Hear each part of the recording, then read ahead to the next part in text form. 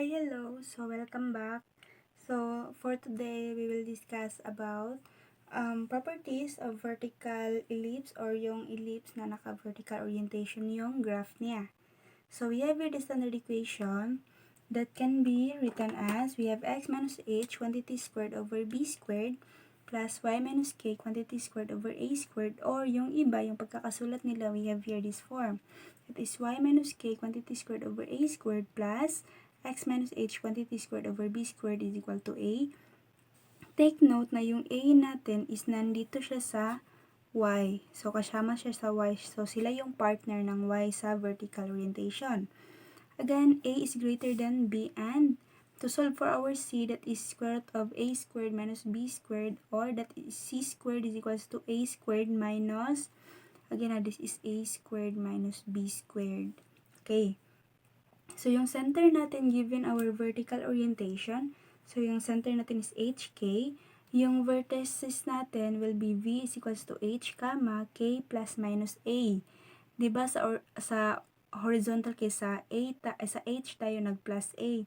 Since vertical naman siya, dito tayo sa K mag-plus and minus ng A.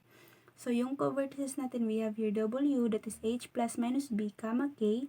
So, yung B natin, that for co-vertices, then yung foci naman natin, we have F, that is H, K plus minus C. So, we need to solve for C using the formula for our C.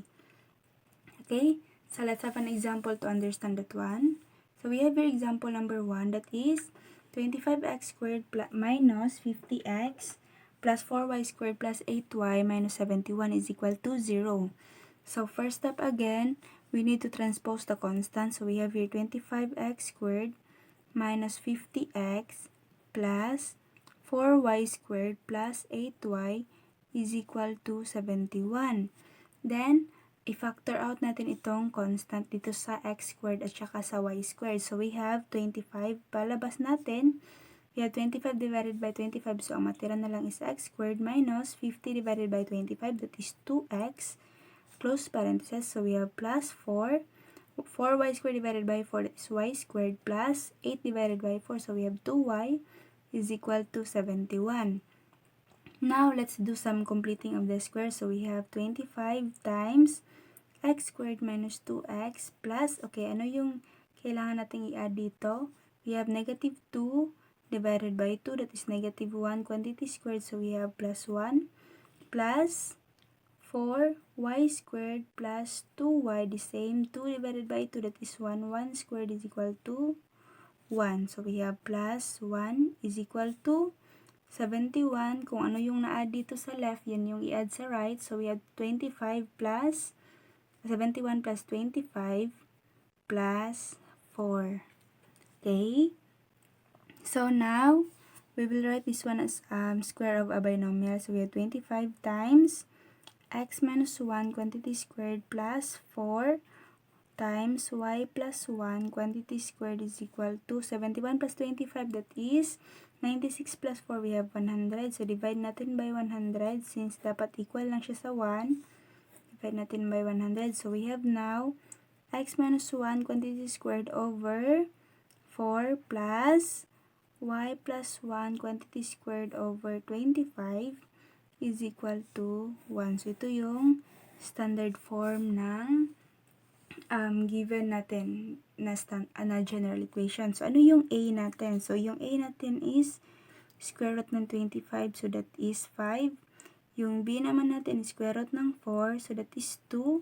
So, what will be our c? That will be 25 minus 4. So, we have here square root ng 21. So, yan yung c natin. Okay. So, now, let's solve for our center. So, yung center natin, that is C is HK. So, ano yung H at saka ano yung K natin? So, we have here C. Yung H natin is 1. Yung K natin is negative 1. Okay, so, proceed tayo with our vertices. So, yung vertices natin, we have V, that is H, K plus minus A. So, we have now V, that is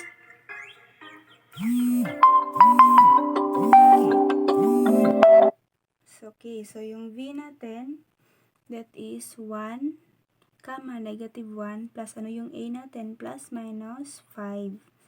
Okay, so we have here our v1, that is 1, comma, negative 1 plus 5. So we have here, v1 natin is 1 and 4. Okay, then, let's proceed with our v2.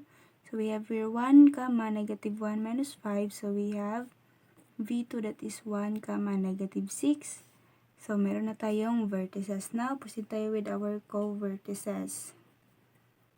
So we have w that is h plus minus b, comma, k. So we have here w is 1 plus minus ano yung b natin? We have 2, comma, negative 1. So we have w1 that is 1 plus 2, comma, negative 1.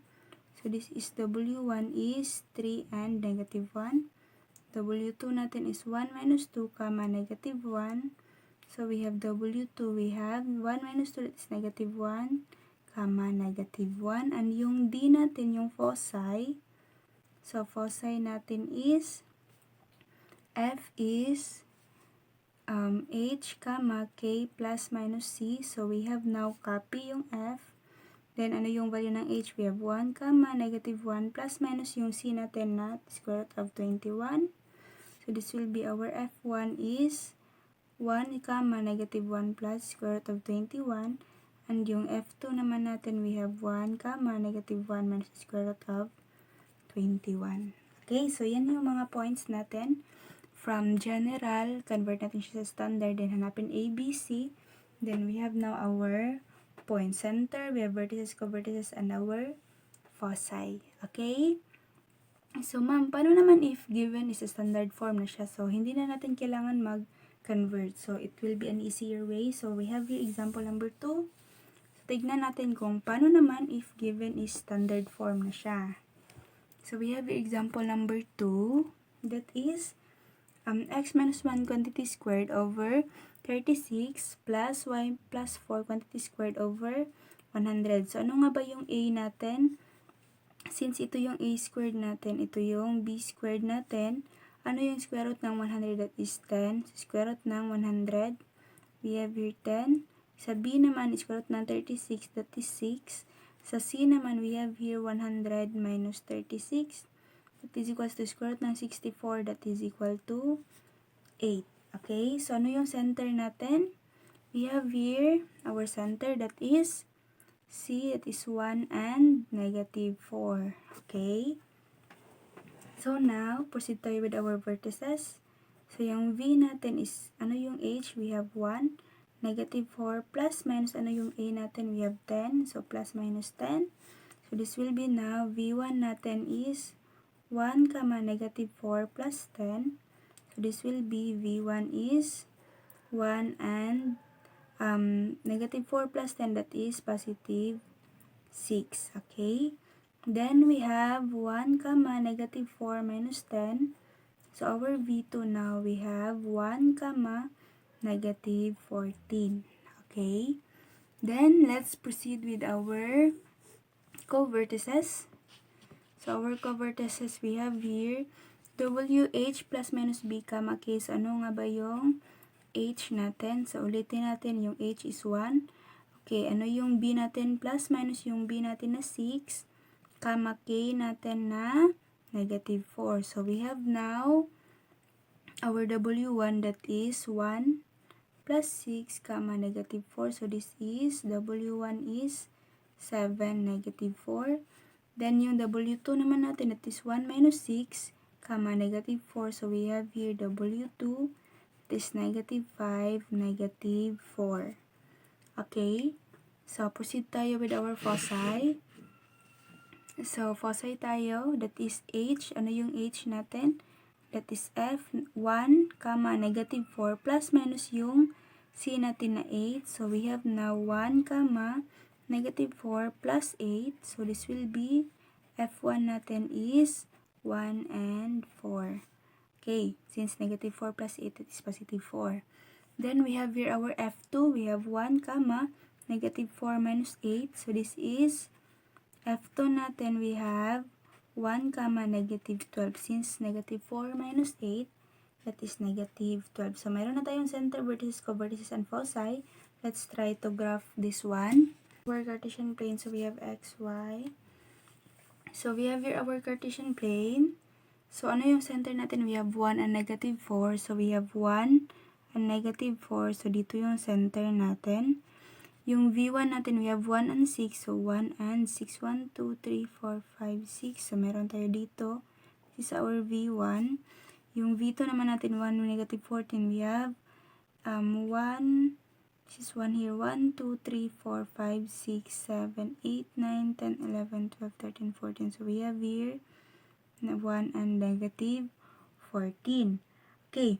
Then, we have our co-vertex that is 7, negative 4, 1, 2, 3, 4, 5, 6, 7. So, we have 7, 7. So, we have here 7, negative 4. So, ito yung W1 natin. Then, we have negative 5, negative 4. We have 1, 2, 3, 4, 5. So, negative 4, 4, 5. So, dito yung W2 natin. Okay, let's have our foci. It is 1, 4. We have 1, 1, 2, 3, 4. So, we have here our F1. And our F2, that is 1, negative 2. We have 1, 2, 4, 5, 6, 7, 8, 9, 10, 11, 12. So, since that is 1, negative 12. Okay, so if we're going to graph this one, so parang ganito yung graph niya.